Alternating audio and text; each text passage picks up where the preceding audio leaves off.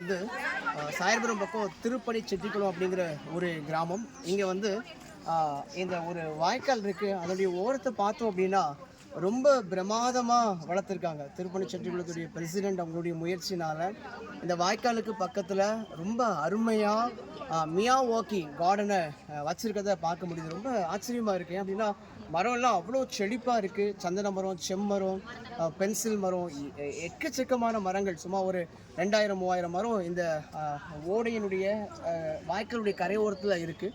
நாம் நிற்கிற இந்த இடம் வந்து இது வாய்க்கால் ஓரத்தில் இருக்குது. இதுவும் வந்து doctor G U Pope college of engineering அந்த கல்லூரியினுடைய என்எஸ்எஸ் மூலமாக இந்த இடத்த வந்து அவங்க மரம் வச்சுருக்காங்க. சுமார் ஒரு 1000 மரத்துக்கு மேலே வச்சுருக்காங்க.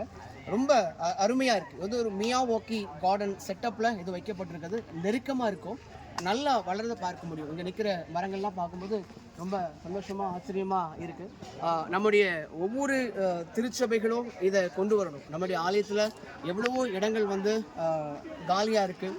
அதுலேயும் இந்த மாதிரி மரங்களை வச்சு நம்ம உண்டாக்கும்போது, பள்ளிக்கூடம் கல்லூரிகள் எல்லாம் மரங்களை வச்சு உண்டாக்கும்போது நிச்சயமாக நம்ம ஒரு பெரிய மாற்றத்தை கொண்டு வர முடியும். அந்த மாற்றம் நம்மிடத்துலேருந்து ஆரம்பிக்கணும். இளம் தலைமுறையினருக்கு இது ஒரு பாடமாக இருக்கும். அருமையான சார் டெனிசன் சார் அவர்கள்லாம் என்எஸ்எஸ்னுடைய கோஆர்டினேட்டராக இருந்து செயல்பட்டு வராங்க. இன்றைக்கி கூட ஒரு பனை விதைப்பு ப்ரோக்ராமுக்காக தான் இன்றைக்கி நான் இங்கே வந்திருந்தேன். சாரை பார்த்தது ரொம்ப சந்தோஷம். சார், உங்களுடைய ஊழியம், உங்களுடைய சேவை சிறக்கட்டும். வாழ்த்துக்கள் சார். நன்றி.